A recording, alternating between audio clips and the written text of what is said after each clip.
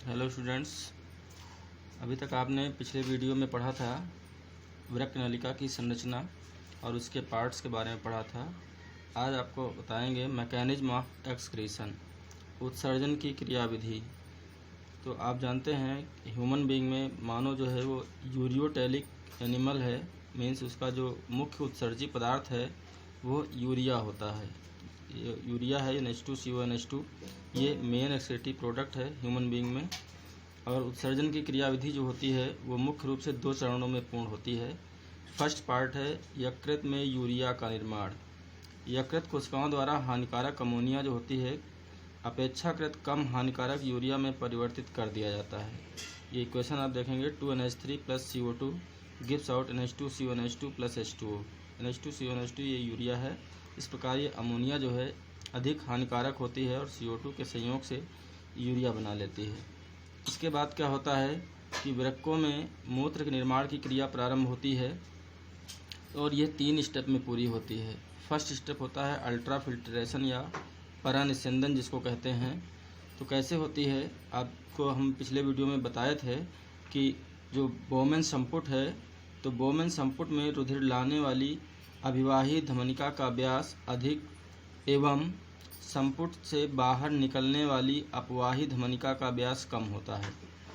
इससे क्या होगा कि जो ग्लोमेरुलस है उस पर एक दाब उत्पन्न हो जाता है जिसको द्रव स्थैतिक दाब या हाइड्रोस्टैटिक प्रेशर कहते हैं। और इस दाब की वजह से रुधिर के अपशिष्ट पदार्थ छनकर संपुट गुहा में आ जाते हैं, जिसे परानिस्यंदन कहते हैं।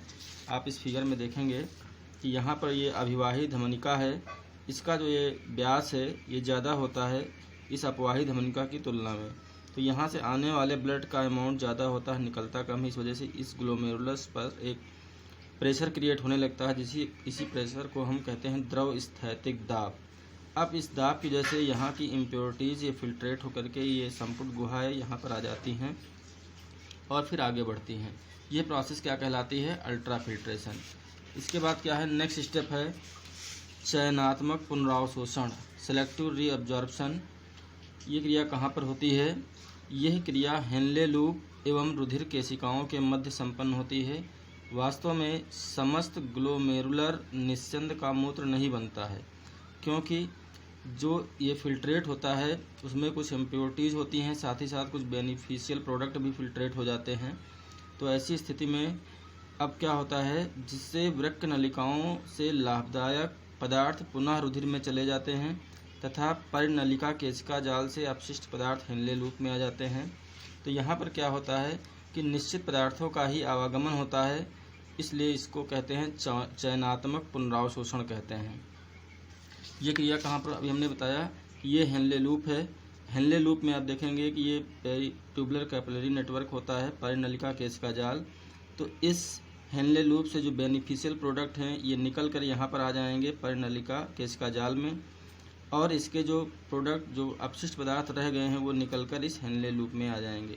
तो यहाँ पर लिमिटेड जो है जो पदार्थ हैं लिमिटेड अमाउंट में उनका मूवमेंट होता है, इसीलिए इसको चयनात्मक पुनरावशोषण कहते हैं। और लास्ट स्टेप होता है सिक्रीशन, जिसको हम श्रावण कहते हैं। ये कहाँ पर होता है? परिनलिका केशिका जाल के रुधिर से यूरिक एसिड, पोटेशियम आदि वृक्क नलिकाओं के निस्यंद में पहुंच जाते हैं। यह क्रिया श्रावण कहलाती है और फिर यह आगे की ओर बढ़ता रहता है और संग्रह नलिका से होकर मूत्राशय में एकत्र हो जाता है। अब थोड़ा हम बात कर लें कंपोनेंट्स ऑफ यूरिन, यानी मूत्र हल्के पीले रंग का अम्लीय तरल पदार्थ होता है, क्योंकि इसका जो pH है वो लगभग 5.8 या लगभग 6 के आसपास होता है, इसलिए एसिडिक इन नेचर होता है। और साथ ही साथ इसमें यूरोक्रोम वर्णक है जो पिगमेंट वो पाया जाता है, और इसी वर्णक के कारण इसका रंग हल्का पीला होता है। और इसमें लगभग 95% वाटर, लगभग 2.5% यूरिया, शेष अन्य पदार्थ पाए जाते हैं।